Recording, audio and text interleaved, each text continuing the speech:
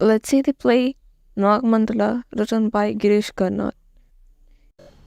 Rani, a young girl with long tresses, has come to live in her husband's house. But Apana, her husband, shows no interest in her. She is locked in her house and he leaves every day by night to sleep with his mistress. He comes home for lunch only. He encourages conversation and does not like the idea of anyone talking to his wife. Fearful, Rani dreams that she is home again with her parents, who love her being their only daughter.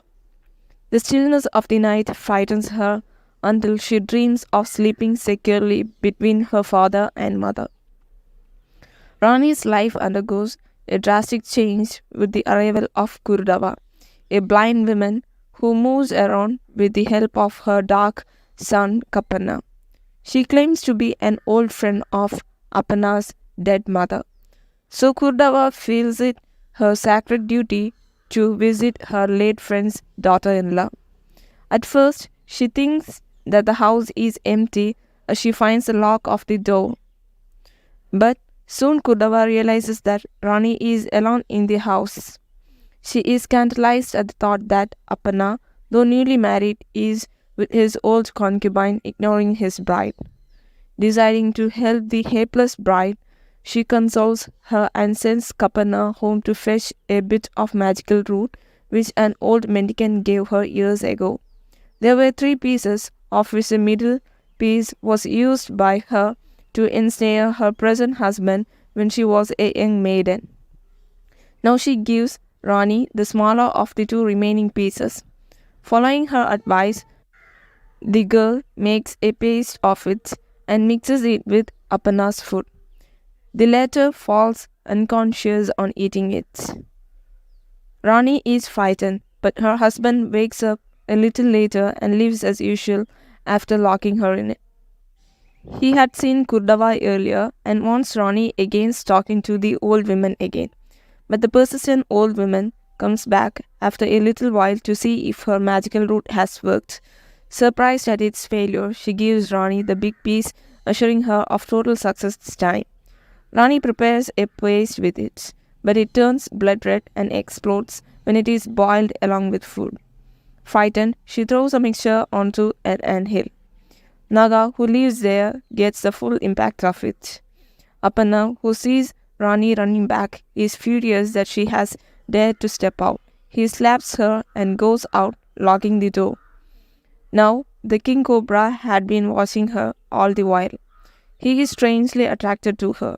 The next part of the story is based on the myth that a cobra can assume any form it likes. Only if its reflection is seen in a mirror will the original form of the snake be seen. Naga takes on the form of Rani's husband. It transforms itself into a gentile version of the stern and uncaring Apana. The surprised bride finds her husband a new man when he comes at night. In her innocence, she welcomes his embraces only to be shocked at his cold-hearted behavior during the day.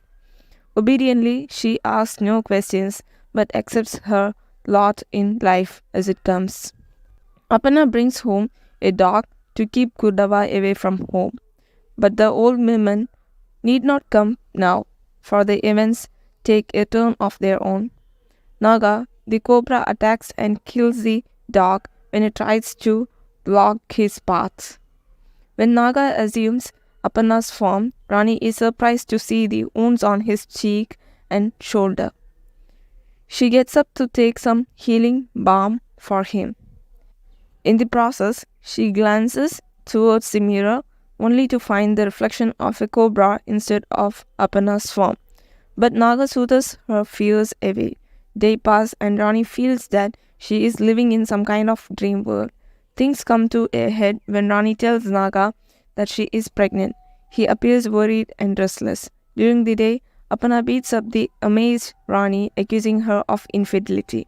He even takes up the matter with the village elders and leaves her alone at night again. Naga comes to Rani. He consoles her and says that she must speak the truth as she knows it. He suggests that she should agree to take the terrible snake ordeal to prove her innocence. The whole village gathers to see this test put into practice. Rani is terribly frightened. She is even encouraged by the kindly elders to admit her guilt. Suddenly, Rani walks up to the anthill when the cobra is known to leave. She plunges her hand in and pulls the cobra out. It glides over her neck and spreads its hood over her head. There is absolute silence around. The snake then slips back into the hole. The villagers fall at her feet in worship.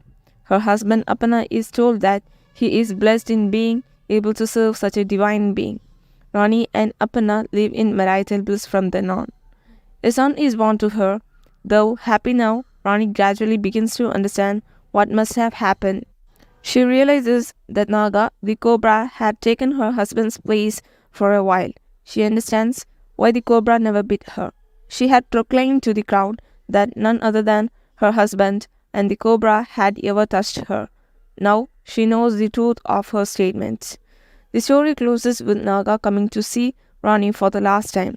He finds her sleeping with her husband and child. It is too beautiful a sight for him.